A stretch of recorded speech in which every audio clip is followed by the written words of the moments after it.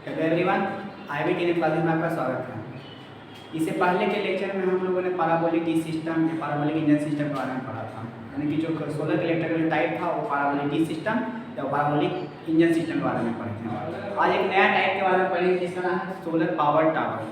Solar power tower के बारे में आज जानते हैं कि आखिर सोलर पावर टावर काम कैसे करता है, ये कॉन्सेंट्रेटेड सोलर पावर प्लांट क्यों कहलाता है, कैसे ये काम करता है, वो सब चीज़ देखते हैं। सबसे पहले देखते हैं जी, देखिए सोलर पावर टावर में क्या होता है। नाम सबसे होगा टावर। इसमें हम सबसे पहले क्या करते हैं, एक लंबा सा टावर बनाते हैं, एक बड़ा सा सपोर्ट बनाते हैं, एक लंबा सा ऐसे टावर लगा दें, मान लीजिए टावर है, और नीचे से हम लोग क्या करते हैं, ग्राउंड के पास से हम लोग क्या करते हैं, बहुत सारे मिरर्स को लगा देते हैं। जो सन के लाइट को आता तो है इस मिरर के पास, और ये मिरर क्या करता है, उस लाइट को रिफ्लेक्ट करके इस पॉइंट, मान लीजिए इस पॉइंट पे क्या करना है, फोकस करना है। तो क्या करता है, इस पॉइंट पे क्या करता है, फोकस कर देता है। यानी कि ऐसे ऐसे बहुत सारे क्या करते हैं, मिरर्स को लगा देते हैं, बहुत सारे रिफ्लेक्टर्स को लगा देते हैं। ऐसे ऐसे मिरर्स को लगा देंगे, और इस मिरर्स को हम लोग कहते हैं हेलियोस्टैट। सबसे पहले वो समझते हैं क्या कहते हैं, उसको भी रहने देते हैं। अभी क्या हम समझते हैं यहाँ कि ऊपर में क्या बना दिया, यहाँ पे एक टावर बना दिया, एक सपोर्ट बना दिए बहुत बड़ा, और ऊपर में यहाँ पे हम रख दिए जो ब्लैक कलर का है, मान लीजिए रिसीवर है। इस रिसीवर के पास हमको हीट को एब्जॉर्ब कराना है, हीट को पहुँचाना है। तो क्या करते हैं, नीचे से बहुत सारे, बहुत देखिए हज़ारों की संख्या में क्या करते हैं, मिरर्स को लगा देते हैं, और वो जो मिरर होता है वो लाइट को रिफ्लेक्ट करके इस पॉइंट पे क्या कर देता है, फोकस कर देता है। अब जब बहुत सारे मिरर्स इस पॉइंट पे फोकस करेंगे तो यहाँ पर का टेम्परेचर तो ऑटोमेटिकली इंक्रीज कर जाएगा, और ये जो टेम्परेचर इंक्रीज कर देता है लगभग 500 डिग्री सेल्सियस या ज़्यादा ही क्या करता है, यहाँ पर वो कंडीशन पे डिपेंड करता है कि मौसम कैसा है। पूरा एकदम क्लियर मौसम है, तेज धूप है तो बहुत ज़्यादा टेम्परेचर इंक्रीज करेगा, कम है तो क्या करता है, वैरी करते रहता है। तो यहाँ पर का क्या होता है कि टेम्परेचर इंक्रीज कर जाता है। अब जैसे ही यहाँ पर हम किसी फ्लूइड को पास करेंगे, फ्लूइड क्या होगा, गर्म होगा, गर्म होकर उसको हम क्या कहते हैं, स्टोर करते हैं, स्टोर करके फिर वापस उसको हीट एक्सचेंजर में ले जाते हैं। हीट एक्सचेंजर में क्या करता है, वो हीट के स्टीम कन्वर्ट जनरेट करता है, स्टीम में टरबाइन को घुमा देता है, यानी कि बिजली बना देता है। यानी कि यहाँ पर जो हम लाइट को जमा करने के लिए हम लोग क्या कर रहे थे, एक पावर टावर को बनाए, और टावर को बनाने के बाद बहुत सारे मिरर्स को लगा दिए, और उस मिरर्स का यूज़ करके हम लोग यहाँ पर क्या कर दिए, लाइट को पहुँचा दिए। यानी कि इस पॉइंट पे लाइट को एब्जॉर्बर पे या रिसीवर पे यहाँ पे हम लोग क्या कर दिए हैं, लाइट को पहुँचा करके टेम्परेचर को इंक्रीज कर दिए हैं। ये प्रोसेस करते हैं। जस्ट वही प्रोसेस देखिए यहाँ होता है।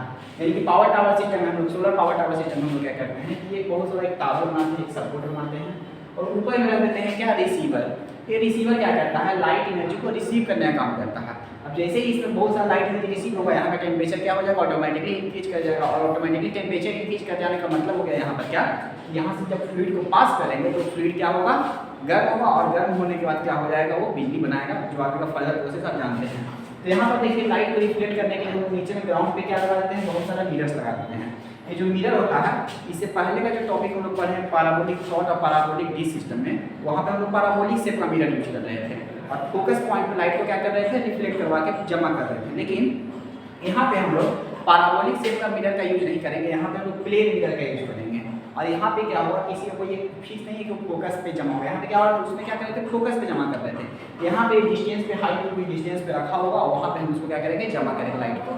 इसमें जो मिरर यूज करते हैं, इसको हम लोग क्या कहते हैं, हेलियोस्टेट कहते हैं, जो एक प्लेन मिरर होता है। कब थोड़ा थोड़ा कर्व मिरर को, हेलियोस्टेट जरूरी नहीं है, जो हेलियोस्टेट है वो जरूरी नहीं है कि प्लेन मिरर को ही सेट करते हैं, हेलियोस्टेट कर्व मिरर को भी कहते हैं। लेकिन यहाँ पर जो मिरर यूज कर रहे हैं प्लेन, इसको हम क्या क्या कर रहे हैं, हेलियोस्टेट भी कर रहे हैं। यानी कि जो यहाँ मिरर यूज कर रहे हैं वो प्लेन मिरर है, इसको हम हेलियोस्टेट कहते हैं।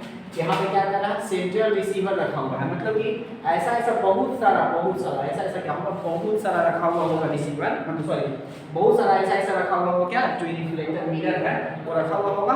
और यहाँ पे एक सेंटर पे हम लोग क्या रख देते हैं, एक रिसीवर रख देते हैं। यहाँ पे इसी को हम जनरली एब्जॉर्बर भी कह सकते हैं, जो लाइट को क्या करेगा, यहाँ पे एब्जॉर्ब करने का काम करेगा। यानी कि इसको हम लोग क्या कहते हैं, यहाँ पे सेंट्रल रिसीवर। अब इसी के नाम के अकॉर्डिंग इस पर कुछ नाम दिए गए, जैसे मान लीजिए कि सोलर पावर टावर, तो सोलर पावर टावर को, यानी जो सोलर पावर प्लांट जो बनाएंगे, इसके द्वारा जो पावर प्लांट बनाएंगे उसको हम लोग क्या कहते हैं, सेंट्रल टावर पावर प्लांट भी करते हैं। देखिए सेंट्रल टावर, जो रिसीवर एकदम सेंटर में है, इसको हम लोग कहते हैं सेंट्रल टावर पावर प्लांट, या सेंट्रल में रिसीवर भी है तो उसके नाम पे भी जाना जाता है central receiver collector power plant, central receiver collector power plant. और यहाँ पे हम लोग हेलियोस्टेट यूज करते हैं, इसको हेलियोस्टेट पावर प्लांट भी करते हैं। हेलियोस्टेट जो मिरर यूज कर रहे हैं हेलियोस्टेट कर रहा है, तो यहाँ पे हम क्या कहते हैं, हेलियोस्टेट पावर प्लांट भी करते हैं। ये जो हेलियोस्टेट्स होते हैं वो जनरली क्या होता है, प्लेन मिरर होता है, ये भी आपको हम यहाँ पर बता दिए हैं। अब क्या होता है, यहाँ पर भी क्या करना है, सन को ट्रैक करना है। जैसे कि पहले भी सन को ट्रैक करते आ रहे थे इफिशियंसी को बढ़ाने के लिए, कलेक्शन अच्छा से हो सके, लंबे टाइम तक इफिशियंसी हाईली रिलायबल हो सके जो भी। तो यहाँ पर हम लोग क्या करते हैं कि यहाँ जो मिरर्स लगे होते हैं वो भी क्या करते हैं, ट्रैक करते हैं। यहाँ भी जो मिरर्स होते हैं वो सन के 2 एक्सिस के अबाउट ट्रैक करते हैं, इस एक्सिस और इस एक्सिस। मतलब कि मान लीजिए जो मिरर है तो ये ऊपर नीचे ऐसे भी घूमेगा और ऐसे भी घूमेगा, सिर्फ एक जगह से दूसरे जगह नहीं जा सकता है, यहीं पर 2 एक्सिस के अबाउट घूमेगा। यानी कि इसमें जो एक्सिस होता है वो 2 एक्सिस के अबाउट रोटेशन होता है, यानी कि जो ट्रैकिंग सिस्टम होता है वो भी क्या होता है, 2 एक्सिस के अबाउट होता है। और ऐसा बहुत सारा मिरर्स लगा होता है, एरे ऑफ मिरर, मतलब बहुत सारा एरे लगा होता है मिरर्स का, एरे ऑफ मिरर्स जिसको हम लोग कहते हैं। रोज का मतलब कि जो रो होता है, रो और कॉलम, रोज में क्या होते हैं, लगे होते हैं बहुत सारा, रो में ऐसे 2 3 4 बहुत सारा क्या होता है कि मिरर्स लगे होते हैं। और क्या होता है, ये जो मिरर होता है मूवेबल मिरर होता है। मूवेबल मतलब कि ये नहीं कि एक जगह से दूसरी जगह जाएगा, ये होगा क्या चीज वहीं पर रुक कर मूव करेगा, इधर सन को ट्रैक करेगा, सन को ट्रैक करने का मतलब मूव करेगा। ऐसा नहीं है कि ये मिरर मूव करके दूसरी जगह जाएगा, मिरर रहेगा वहीं पर, बट वो क्या करेगा, एक से 2 एक्सिस को और सन को वहीं पर से क्या करेगा, ट्रैक करेगा।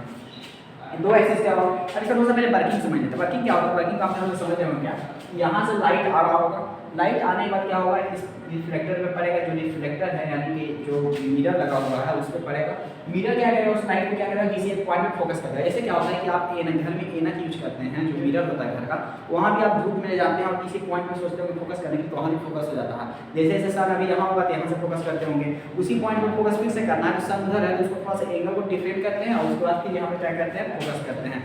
तो एक फोकस करने के दौरान क्या होता है, लाइटिंग में क्या होता है, जमा होता है, और यहाँ से जिस सन का लाइट आ रहा है यहाँ से रिफ्लेक्ट होकर यहाँ पर जाएगा, मतलब कि जो रिसीवर है इसके पास जाएगा, ये लाइट को रिसीव करेगा। रिसीव करने के बाद क्या होगा, यहाँ पर टेम्परेचर ऑटोमेटिकली इंक्रीज करेगा, फिर यहाँ से फ्लूइड को पास करेंगे, और जो फ्लूइड को पास करेंगे वो क्या हो जाएगा, गर्म हो जाएगा। फ्लूइड के बारे में बताया जाए, फ्लूइड जनरली जो हम यूज करते हैं या तो सिंथेटिक ऑयल यूज करते हैं या यूज करते हैं, या तो साल्ट सॉल्यूशन यूज करते हैं।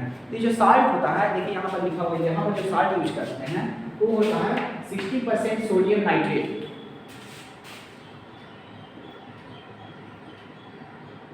देखिए यहाँ पर 60% सोडियम नाइट्रेट होता है और 40% पोटेशियम नाइट्रेट, ये दोनों का सॉल्यूशन मिला देते हैं, और मिलाने के बाद जो साल्ट बनता है उस साल्ट को जनरली हम लोग यहाँ पर यूज करते हैं।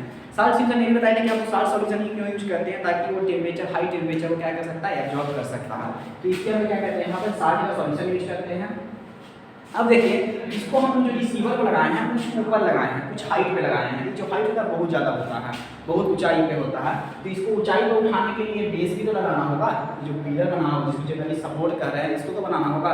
ये जनरली कंक्रीट मटेरियल का बना होता है, कंक्रीट मटेरियल यानी कि ईटा पत्थर बालू ये सब चीज़ का बना हुआ होता है, सीमेंट ये सब का क्या होता है, और बहुत ही हाई मैकेनिकल स्ट्रेंथ होता है इसका जो बना हुआ होता है। यानी कि यहाँ पर जनरली अब यहाँ पर क्या होता है, कंट्रोलिंग भी होता है। कंट्रोलिंग करने का मतलब क्या होता है कि जैसे कि सनलाइट आ रहा है, ये ऑटोमेटिकली इधर मूव कर रहा है। अब यहाँ पे अगर कंट्रोलिंग नहीं होगा तो सन अगर उधर जा रहा है तो मिरर उधर मूव कर जाएगा। मतलब कि मान लीजिएगा कि ये मिरर है, सन अगर ऐसे आ रहा है तो मिरर को भी ऐसे मूव करना चाहिए, बट सन ऐसे आ रहा है मिरर इधर मूव कर जाए, ऐसा नहीं होना चाहिए। मतलब कि यहाँ पे कंट्रोलिंग भी होना चाहिए, यहाँ पे अलार्म भी सर्किट होना चाहिए, कोई भी अगर फॉल्ट होता है तो अलार्म बजने लगे। यानी कि सारा का सारा प्रोसीजर, यानी कि लिक्विड ऐसा नहीं है कि यहाँ पे लिक्विड रुका हुआ है, लिक्विड भी क्या होना चाहिए, फ्लो होता रहना चाहिए कि जो लिक्विड गर्म हो गया है वापस आ जाए, जो ठंडा है वो वापस जाके गर्म हो। यानी कि सारा का सारा यहाँ पे कंट्रोलिंग का व्यवस्था होना चाहिए। यानी कि पूरा का पूरा मैकेनिज्म को क्या करना चाहिए, कंट्रोल करने के लिए कंट्रोलिंग रूम होना चाहिए। यहाँ पे कंट्रोलिंग रूम होना चाहिए, होता ही है, यहाँ पे कंट्रोलिंग रूम होता है और सारा का सारा सिस्टम को जो क्या करता है, ऑपरेट करने का काम करता है। कंट्रोलिंग यहाँ का टेम्परेचर हो गया, बता दें कितना लगभग 500 डिग्री सेल्सियस अब ज़्यादा ही वो टेम्परेट करता है क्या चीज़, यानी कि रेंज अगर देखेंगे तो 500 डिग्री सेल्सियस तक क्या कर सकता है, गर्म कर सकता है।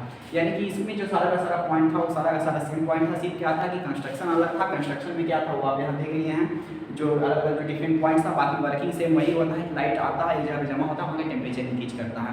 यहाँ पे साल्ट का सॉल्यूशन यूज करते थे, 60% सोडियम नाइट्रेट 40% पोटेशियम नाइट्रेट, दोनों का सॉल्यूशन मिला के हम क्या करते थे, मोल्टेन साल्ट का हम लोग जनरली यहाँ पर यूज करते हैं।